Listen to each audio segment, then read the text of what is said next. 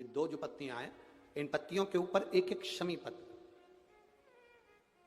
और लाल चंदन ये रखकर कितना भी रोगीला व्यक्ति हो, रोग से ग्रसित व्यक्ति हो, जिंदगी में कितना ही दुख पड़ रहा हो, बेलपत्र की ये दोनों पत्ती जिसके ऊपर शमी पत्र रखकर लाल चंदन रखकर श्री हनुमान जी महाराज और हनुमान जी महाराज के तीसरे नंबर के भाई श्री गतिमान जी नीचे के क्रम में आते हैं श्री गतिमान जी। उन गतिमान जी और हनुमान जी का नाम लेकर जो शिवलिंग के ऊपर समर्पित कर देता है, रोग का निवारण होता ही है। कोई सर्विस के लिए नौकरी के लिए जा रहे हो और वो कार्य नहीं हो रहा हो तो एक धतूरा, केवल एक धतूरा, उस धतूरे को फोड़कर उसके अंदर का फल निकालना, उस फल को शिवलिंग पर चढ़ाकर एक लोटा जल शंकर भगवान को समर्पित करना। दिन होना चाहिए मंगलवार। ध्यान दीजिएगा, पंचमुखी हनुमान का एक स्मरण, पंचमुखी हनुमान का एक भाव।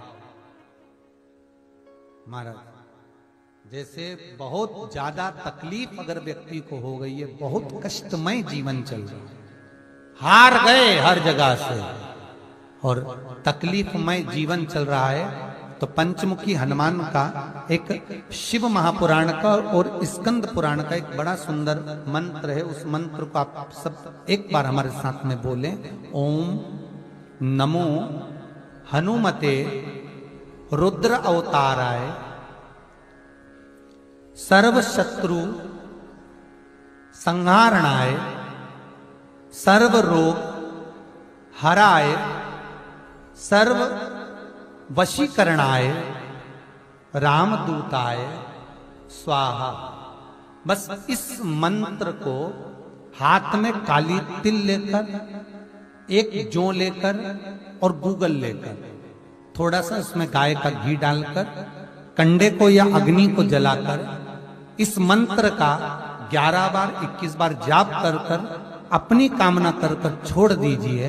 कैसा भी रोग हो, बीमारी हो, कष्ट हो, दुख हो, तकलीफ हो, 21 दिन के अंदर वो आनंद आना प्रारंभ कर देता है। इस मंत्र स्कंद पुराण का, शिव महापुराण का ये मंत्र मूल पंचमुखी हनुमान सुख देंगे। और एक और चीज याद रखिए हमारा,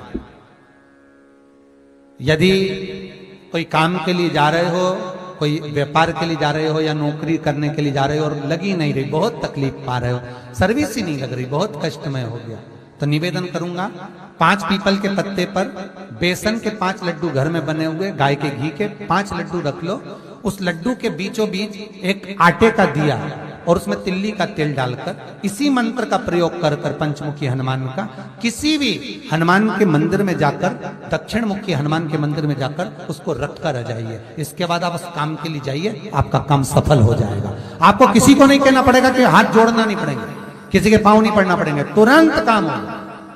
बस इस मंत्र का स्मरण कर कर पंचमुखी हनुमान का भूतेश्वर जो मंत्र है वो सुख देने वाला।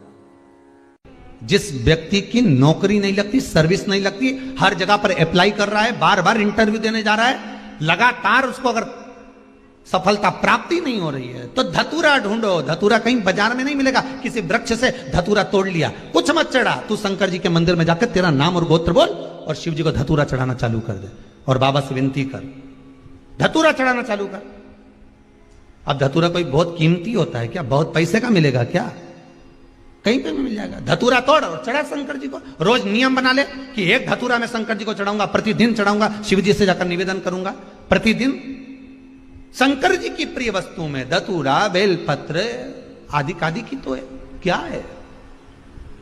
चढ़ा रोज एक धतूरा, फिर वही धतूरा जिसके यहां तू इंटरव्यू देने जा रहा है उसी के सिर पे चढ़ गया, जो तूने शिव जी के चढ़ाया वही धतूरा वहां चढ़ा है, तू क्यों चिंता करता है? एक बात बहुत ध्यान से सुनिएगा, विवाह, शादी, संतान प्राप्ति,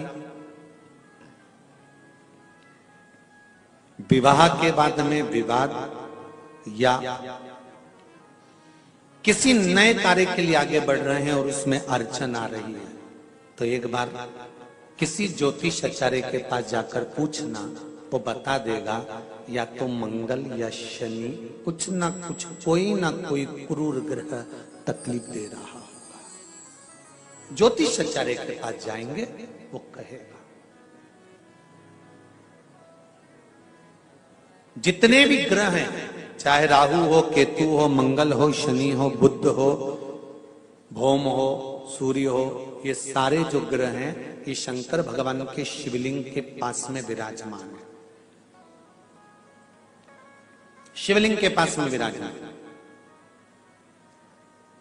कभी मौका मिल जाए, विवाह शादी में देरी हो रही हो, या कोई नया कार्य चालू कर रहे हो उसमें देरी हो रही हो, या कोई सर्विस के लिए, नौकरी के लिए जा रहे हो और वो कार्य नहीं हो रहा हो, तो एक धतूरा, केवल एक धतूरा, उस धतूरे को फोड़कर उसके अंदर का फल निकालकर उस फल को शिवलिंग पर चढ़ाकर एक लोटा जल शंकर भगवान को समर्पित कर आइए।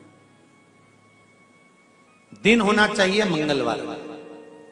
कौन सा दिन होना चाहिए? जम के बोलो जरा, मंगलवार का समर्पित करो।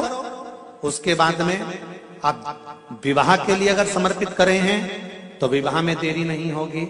व्यवसाय और व्यापार के लिए या नौकरी के लिए समर्पित करे हैं तो उसमें देरी नहीं होगी। एक पत्र में आया है, सुन लीजिए, बड़ा सुंदर से कर रहे हैं कोई उपाय। आप भगवान शंकर की आराधना अगर दिल से कर रहे हैं, भगवान शिव की आराधना आप हृदय से कर रहे हैं, तो ये निश्चित है कि शिव दिल से सुनेगा जरूर। जब व्यक्ति के जीवन में कोई राह नहीं सूझ रही हो, कोई मार्ग नहीं मिल रहा हो, तब ये शिवलिंग है, जरा समझिएगा। एलईडी पर आपको दिखाया जा रहा है। मान लो ये शिवलिंग है, ये जलाधार है, ये जल यहां चढ़ाते हो तो वो पानी बहकर इधर आता है, जल बहकर इधर आता है। मान लो कोई राह नहीं दिख रही हो, आपको लग रहा है कि मैं बहुत फंस चुके हूं और निकल नहीं पा रहा हूं, मार्ग नहीं मिल रहा, थोड़ा सा लाल चंदन, जहां ये जल बहता है इसके दोनों ओर, इधर गणपति इधर कार्तिकेय, थोड़ा थोड़ा लाल चंदन दोनों जगह पर लगाना प्रारंभ करो और उत्तर की ओर मुख कर कर दक्षिण में खड़े होकर शिवजी को जल चढ़ाना प्रारंभ करो। 3 या 4 दिन तक आपने अगर दोनों जगह पर चंदन लगाकर दक्षिण में खड़े होकर उत्तर की ओर मुख कर कर भगवान के शिवलिंग पर जल चढ़ाया, पहले लगाना चंदन दोनों ओर लाल और फिर जल चढ़ाना। 3 से 4 दिन में स्वयं मेरा भोले बाबा आपको मार्ग निश्चित कर देगा और रास्ते क्लियर कर देगा। ज्यादा दिन नहीं, 3-4 दिन।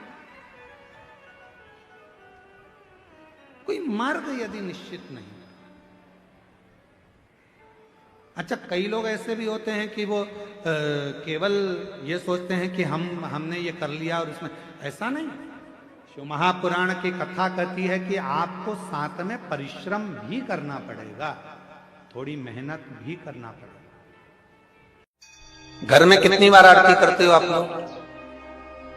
जम के बोलो जरा, जम के। 2 बार, एक सुबह एक शाम। एक सुबह के समय आरती करते हो और एक शाम के समय आरती करते हो। 2 बार आरती केवल।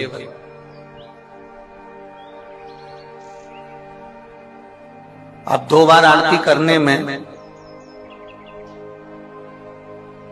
आप भगवान शंकर को, भगवान गणेश जी को, माता पार्वती जी